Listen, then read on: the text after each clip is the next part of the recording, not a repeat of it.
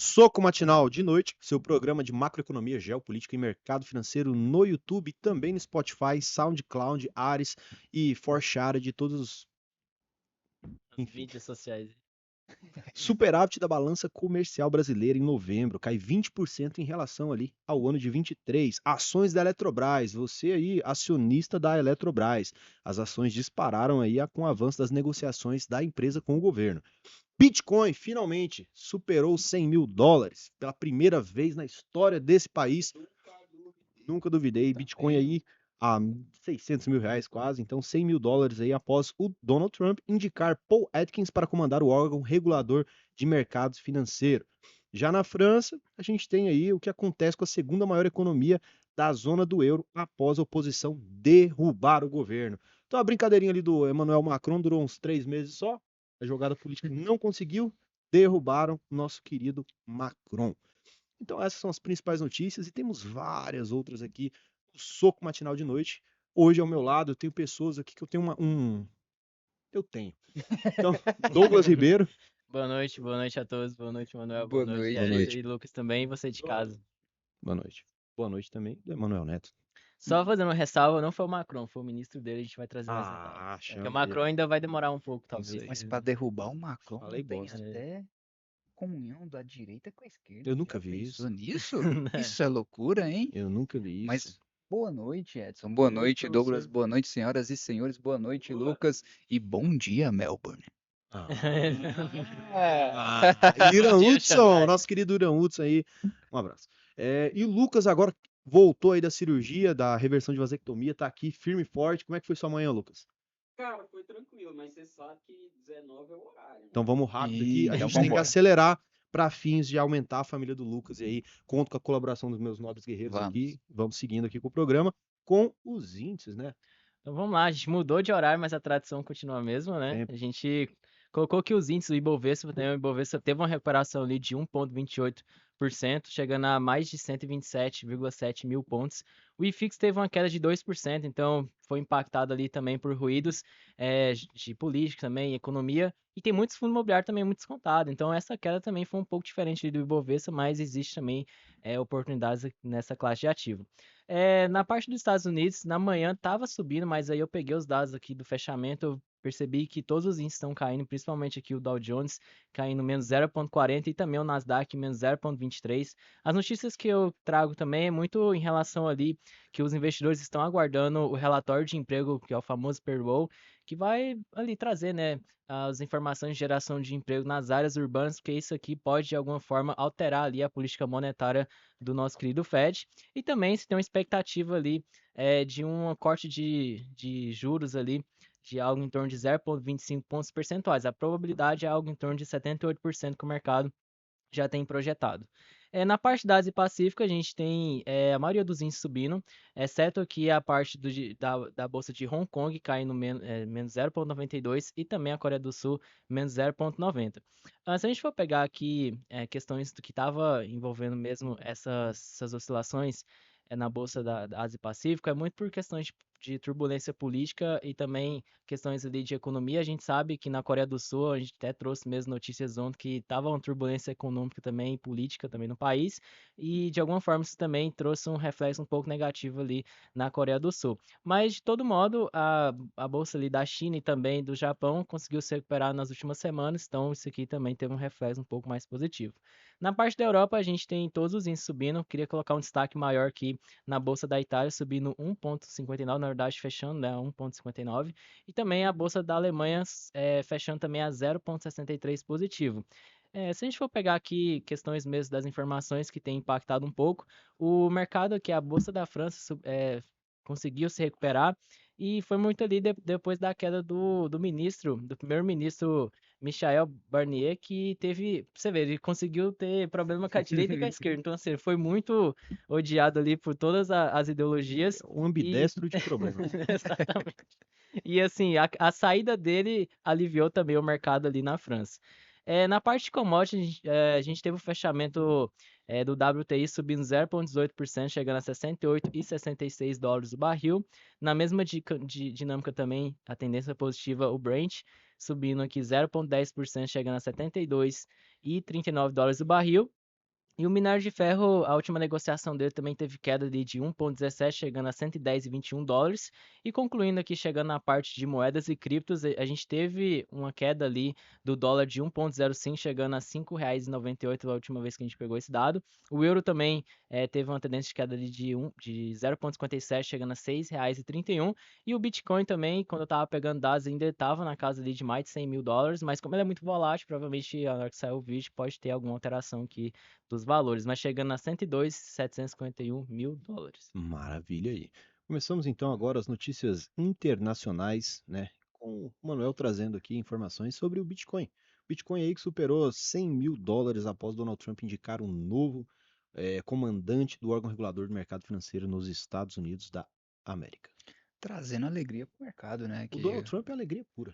alegria pura, desde que foi eleito, pelo menos por enquanto, tá em lua de mel o mercado com Donald Trump. Vamos ver até Hum, quando vai durar, pelo menos até dia 20 de janeiro, deve aí manter esse otimismo.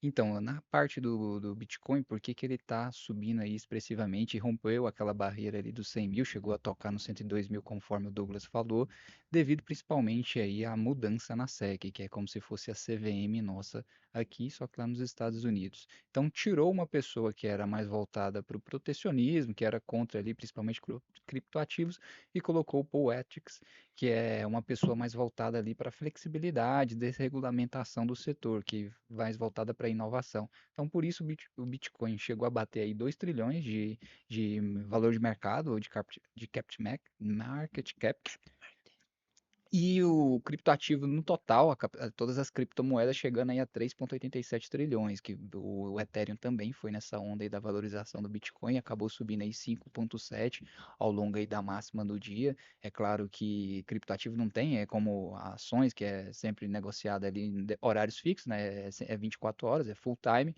mas sempre tem ali a fechamento pelo dia.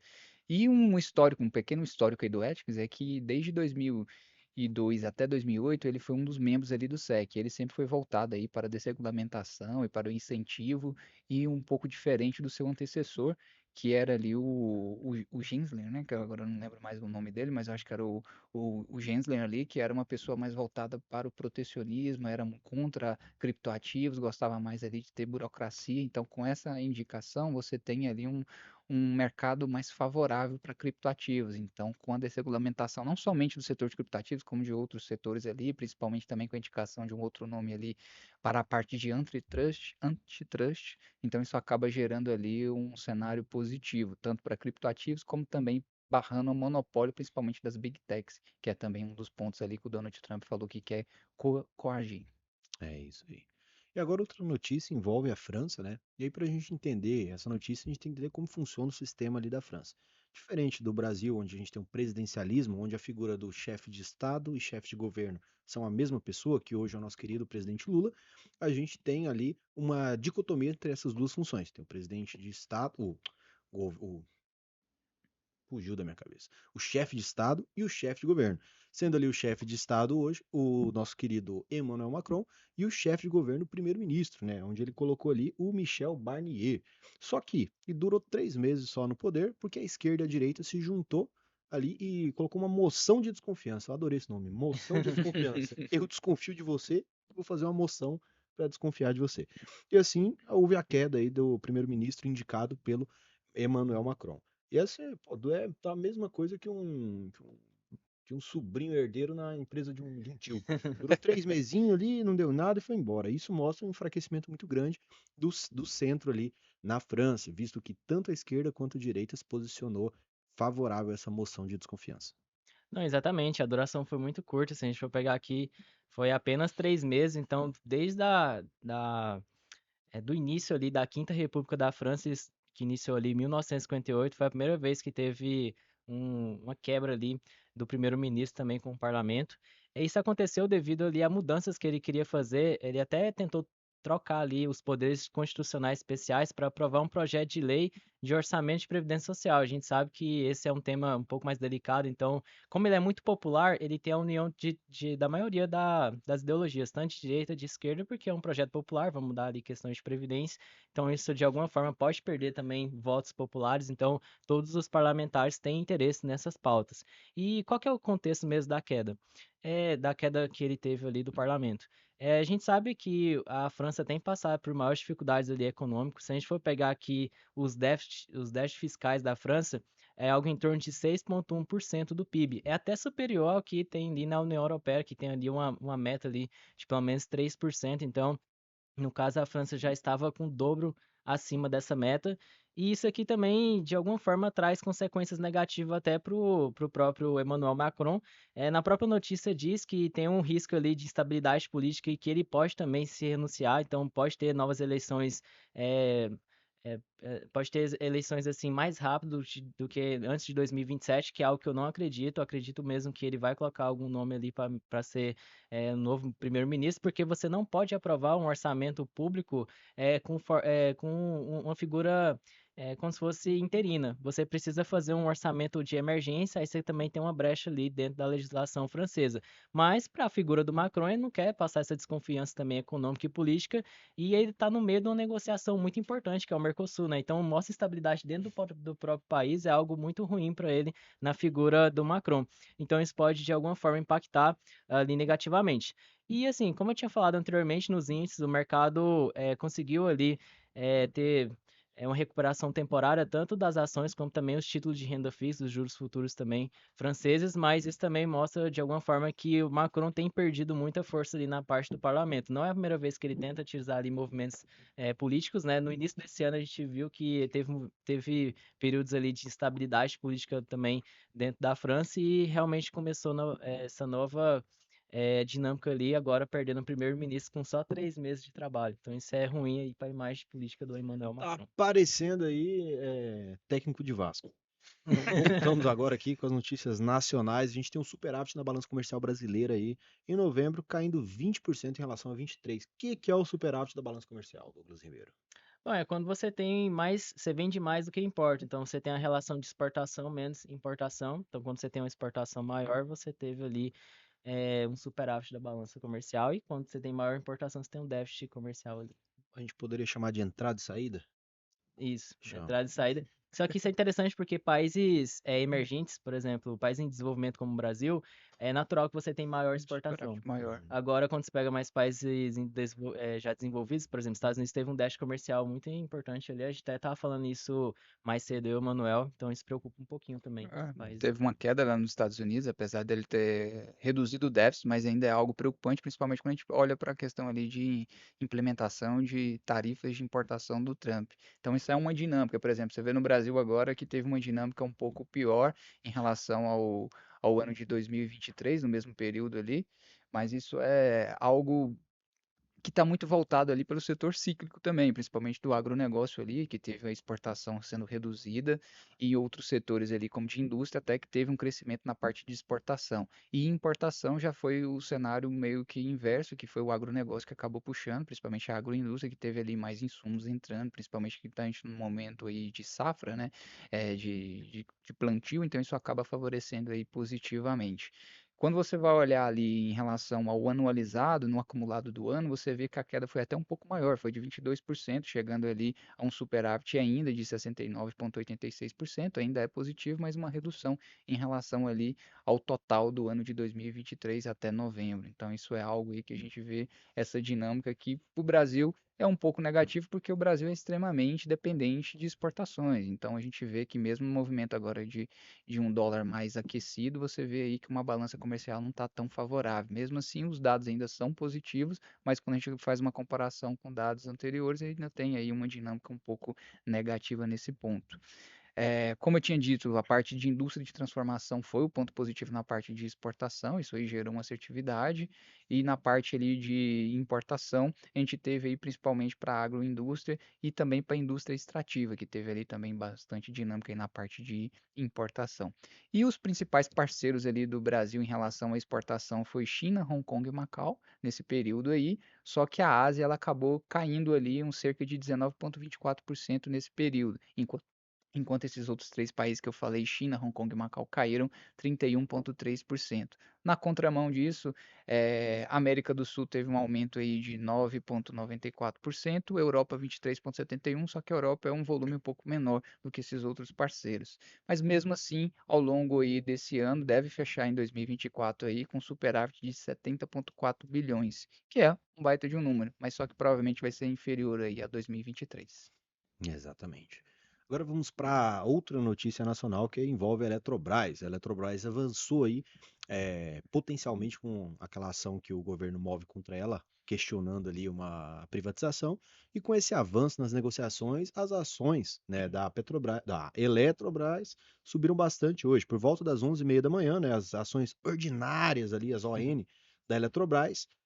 Ah, pera aí, minha galera. Aí subiam 5,79%, né? E as preferenciais das PNBs avançavam 5,83%, ou seja, uma média ali de 5,5%, né? Sim. O mercado acabou de se encerrar, a gente não sabe em quanto que terminou, mas já vê um avanço de quase, uma movimentação de mais de 404 milhões. É a maior movimentação na sessão de hoje. Não, exatamente. E esse papo aqui já é antigo já, porque, por exemplo, você teve uma nova forma ali de privatização. A Copel também, que é uma empresa de energia do Paraná, também foi privatizada nesses mesmos moldes. Porque o que acontece? Com essa nova lei das privatizações das empresas estatais, é, o caso da União por exemplo, vou dar um exemplo aqui da Eletrobras, ela tem 40% do capital social da empresa, mas ela só pode votar em 10% ali da empresa. Então, por exemplo, ela tem a maior composição ali dentro da parte acionária da companhia, mas em poder de voto ela só tem 10%. Então, isso colocou ali, o governo começou a perguntar, né, se isso faz sentido, esse tipo de privatização. Então, isso gera uma briga já antiga, então até os modelos também de privatizações nos novos parâmetros agora, de alguma forma, estava trazendo maiores O incertezas. que o Então, governo quer, pô? é, Mano, vai se ferrar, mano. e, Privatizou, deixa lá, já melhorou a empresa. Todo mundo sabe que privatizar melhora a empresa. E aqui, alguma das mudanças é porque nessa lei agora você poderia ter apenas 2 conselheiros. Então a mudança agora atual é que a União vai conseguir incluir ali 3 conselheiros dentro do conselho de administração da companhia. E também você teve acordos ali que foram importantes. Por exemplo, a Eletrobras, ela vai continuar como acionista e garantidora da dívida de 6 bilhões da Eletronuclear, que é outra empresa que faz parte do grupo. A Eletrobras vai estar desobrigada também de fazer investimentos adicionais caso o governo decida concluir a obra de Angra 3, então também parte de investimento da companhia. E tanto a Eletrobras e o governo, eles vão ter um compromisso ali de buscar um novo investidor para assumir a participação da Eletrobras e realizar novos investimentos necessários. Então, por exemplo, quando precisar de investimentos que dependam de maior volume financeiro, o governo e a Eletrobras pode buscar um outra alternativa ali de investimento, ou seja, um novo investidor para fazer parte ali da composição da companhia. Então, na época, assim, se a gente for analisar, se fosse uma empresa privada, né, a gente tem 40% do capital da empresa, obviamente você teria ali um poder maior de voto, né? Só que nessa nova forma de privatização, é como se o governo diluísse a parte privada, mas ele mantesse ali a posição principal, porque de alguma forma ele precisa também fazer movimentos ali para que o mercado também acredite na empresa, né? Vamos imaginar que a gente pega um estatal hoje como o Correios, que tem feito. Tá tendo prejuízo, né, bilionários, a gente sabe que isso tem, de alguma forma, dificultando ali as estatais. Então, às vezes, o mercado pensa, não, eu posso entrar como acionista, mas eu vou ter um percentual menor do que o majoritário, que no caso seria o governo, e eu também quero participar nos votos com a mesma equivalência. Então, talvez seja uma forma que o governo, na época, pensou para tentar colocar o mercado privado junto com o mercado público, né, junto com as empresas públicas ali, para fazer uma parceria também público e privado para tentar investir e desenvolver esse setor. Maravilha aí pro setor. Agora vamos ler os comentários do vídeo anterior, né? Eu separei aqui o do Olavo Vicente 7873, que ele disse: "O Soco Matinal sempre é um ótimo programa, independente do horário. Estão de parabéns. Curiosidade inútil: o termo marcial, comentado a oriundo de Roma da palavra Marte, o deus da guerra. Então, arte marcial significa arte da guerra, igual a combate. A lei marcial seria lei da guerra de conflitos, né? Porque o Marte seria o deus da guerra. Nota 1000 pro programa de vocês, valeu pela qualidade." Eu até concordaria com você, mas o Kratos é o deus da guerra, não tem como. Esse Não papinho tem seu, a como, gente não não vai tem cair no seu como. É papinho. Kratos. Aqui tem o José Eduardo Pinto, que ele disse: sou servidor público e à noite trabalho costurando aqui em casa para fazer uma renda extra, junto com a minha esposa. E costumo ouvir o soco matinal de noite à noite. Agora, com o programa sendo gravado à tarde, não me sinto tão atrasado. Valeu, rapaziada. Não precisa ficar se sentindo atrasado, não. Tá tudo bem. Inclusive, está entre amigos. É normal se sentir atrasado, às vezes acontece, sim, mas tá tudo bem. Tem espaço para todo mundo. Temos aqui também o The Gus MP disse: se é de noite, não é matinal, é soco noturno. Não, é soco matinal de O noite. programa é nosso. Ué. É, Que isso? quem tá assistindo da Austrália É, Matinal. matinal. Agora em são de Melbourne, lá, o várias Irã Hudson. geografias. A gente já exporta Isso aqui conhecimento. não é só mais um soco Pronto. nacional. Isso aqui já é Ele internacional. quer mudar a tradição, é isso, ele quer mudar a tradição mesmo. E aqui também temos aqui o. é, Fala algum aí. Vou falar aqui então do CG Canal 351. Pergunta: por que o Edson nunca participa dos lucros líquidos? Ah, questão de ética, né? É questão de ética. É isso aí. Tem que responder aí. Mas não foi aquele outro evento que aconteceu? Ah, é, Teve verdade. aquele outro evento também. Eu não vou falar desse tema aí porque eu me sinto meio, né? Você ficou constrangido. É Não, melhor não é deixar questão de quieto. constrangimento. Quem viu, viu. É, deixa quieto. Vamos ver. Esse estúdio aqui tem história. Isso. Então, porra, muito O comentário. meu vai ser o do. Rapidinho, então, o meu. Então vai ser do De Carlos. Manda um rápido. Duvido ser rápido. É, Duvido, cara. Vai. é, Chama. a VP melhor canal para informações do mercado financeiro. Soco Chama. matinal à noite. Top demais. Obrigado pelo seu comentário de Carlos ST. Tem também o Roberto Padilha 349. Ele fala a mesma ideia também do que é um programa de qualidade de informação. O horário é um mero detalhe, importante mesmo é as informações. Então, obrigado também pelo comentário. Obrigado aí, Roberto Ah, é Padilha. isso, cara. Ou o Edson tá 349. pagando. Isso aqui É, é tudo sempre fake meu, ó. Tenho aqui o @Rogério Franchinet diz horário top. Top é você, cara. E o Quinho Santos diz horário bom. Bom é você, cara. E temos aqui. Ah, tem um comentário que eu não tô achando, cara, mas é um comentário muito bom, por quê? Vamos lá. Depois eu falo. O comentário é o seguinte: ontem a gente falou sobre a quebra da Exchange, né, a corretora de criptomoedas, e que, inclusive, foram perdidos bitcoins que estavam dentro da carteira física. Só que não. Talvez a comunicação não tenha sido de maneira mais correta, até porque, né? Devido aos Então, teve os acontecimentos. acontecimentos, aconteceram e tal. Mas o que aconteceu? Não foi que os clientes da corretora que compraram Bitcoin por lá, colocaram na carteira física, perderam os Bitcoins. Isso é impossível. O que aconteceu foi a própria exchange tinha uma carteira e essa carteira foi perdida. Então, os Bitcoins que perderam, os 4.500, foram da própria carteira além da quebra que tinha, da quebra da exchange, né? Também existia carteiras da exchange que foram perdidas. Ou seja, se você tem, volta máxima de sempre a respeito de blockchain e criptomoedas.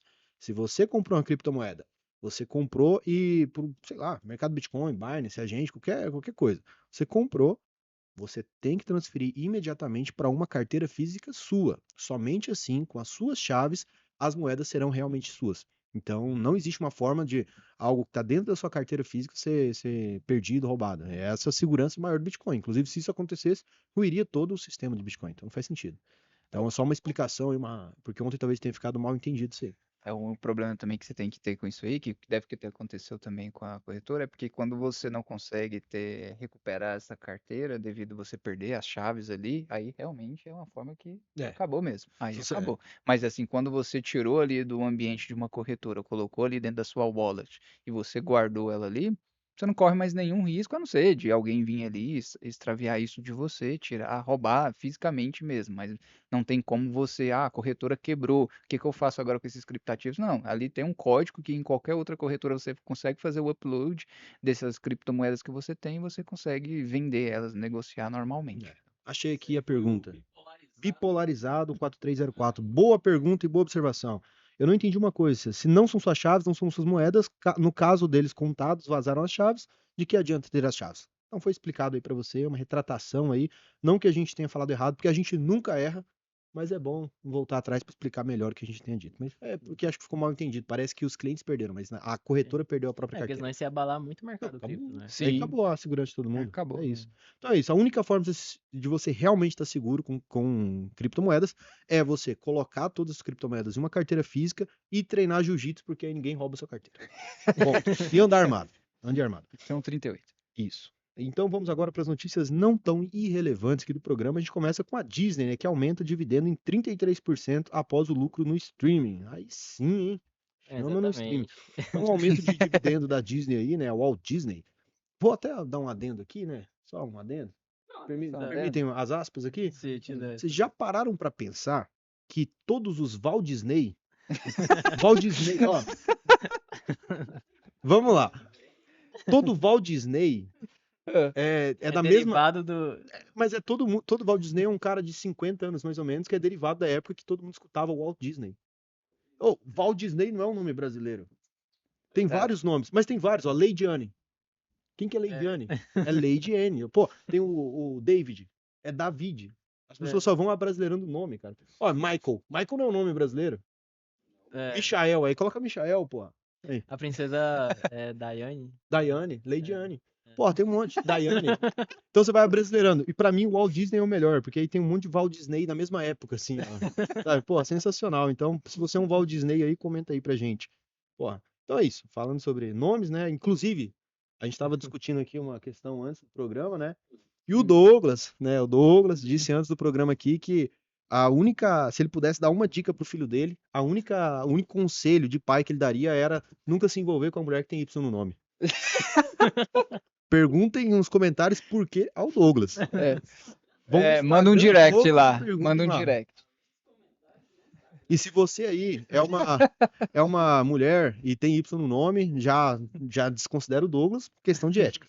Então, vamos aí, então a Disney, né, o Walt Disney anunciou um aumento de 33% do seu dividendo anual que passará a ser $1 por ação. Né, e a ação aí tá dividida em duas parcelas de 50 cents cada, a serem pagas em janeiro e em julho, em 2 vezes. Exatamente. E ela tinha suspendido ali o pagamento de dividendo desde 2020, devido ali, claro, à pandemia, né, que afetou ali os parques temáticos da empresa e também os negócios de esportes ao vivo.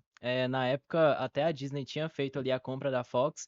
É claro que o modelo de negócio da Fox inclui várias questões também, por exemplo, até a parte de filmes também, personagens que era importante, mas essa parte do esporte estava dando déficit dentro do balanço da empresa, porque ela comprou a Fox e tinha que levar tudo, né? Não é simplesmente eu chegar e vou comprar só a parte dos personagens. Então, isso aqui foi uma forma também de bonificação e mostrar que a empresa está se recuperando e também tendo uma reestruturação dos seus resultados. Tanto que o CEO, o Bob Iger, ele afirmou que o dividendo também reflete ali uma maior solidez também da empresa ao longo do tempo, porque ela passou ali, ela tem tido maiores quedas também na época na parte das receitas, porque ela foi muito influenciada negativamente ali pela paralisação também da pandemia. Então isso aqui mostra também uma diversificação dos negócios da Disney. Interessante que na parte do streaming, ela ainda perde ainda para Netflix, mas a parte Disney Plus já tem um percentual bem interessante de market share global e a empresa também tem investido bastante ali na composição dessas receitas, porque basicamente você tem uma margem maior. A margem de serviço tende a ser maior do que as outras margens ali, quando envolve parques temáticos, como envolve também outras modelos de negócio. Por exemplo, cinema, a gente pode até analisar que é serviço, mas você tem um aporte muito grande de capex, porque você precisa ali fazer o investimento inicial, né, do filme para depois ter a bilheteria. Então, tem muitos filmes que são clássicos, que são bons, que a empresa projeta bons resultados, mas acaba que não consegue ter um resultado interessante. Então, isso aqui também mostra a diversificação do modelo de negócio da Disney. Então, interessante aqui que é uma empresa muito, muito grande, muito centenária também, e de uma economia mais velha, se a gente for colocar, né, mais sólida, e também está conseguindo aumentar seus lucros e também o pagamento de dividendos aos seus acionistas. Aí sim.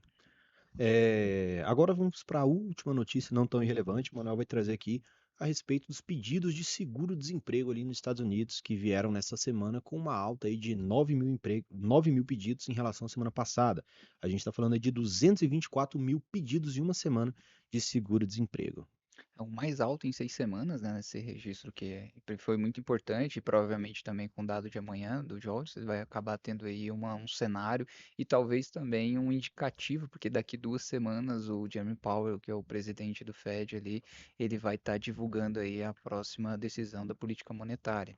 Então a tendência é que tenha ali um arrefecimento, ou que não tenha mais essa expansão aí da política monetária, não venha com um corte mais tranquilo, que ele tenha mais tranquilidade para fazer. Mesmo que você veja agora que o seguro de desemprego ali, os pedidos de seguro-desemprego aumentaram, só que quando você olha para a parte sazonal, que os pedidos ali que eles excluem esses pedidos sazonais. O que é essa questão de sazonal? É quando você tem ali na economia movimentos que sejam de arrefecimento ou então de aquecimento, mas que são muito específicos. Por exemplo, vamos pegar o exemplo do Brasil aqui agora, que a gente tem a Black Friday, tem as festas de fim de ano. Geralmente o comércio ele acaba contratando mais pessoas, só que depois de passar um certo tempo ali, alguns são efetivados e outros eles são desligados naturalmente, porque não tem mais aquela necessidade de demanda. Então o mercado de trabalho aí de seguro-desemprego, desconsiderando em relação a isso, teve até uma leve redução, e principalmente nas grandes centros, como ali na Califórnia, na Flórida e na Geórgia ali, no estado ali na cidade de Atlanta, acabou registrando ali uma bela de uma redução que acaba favorecendo que o Fed vai ter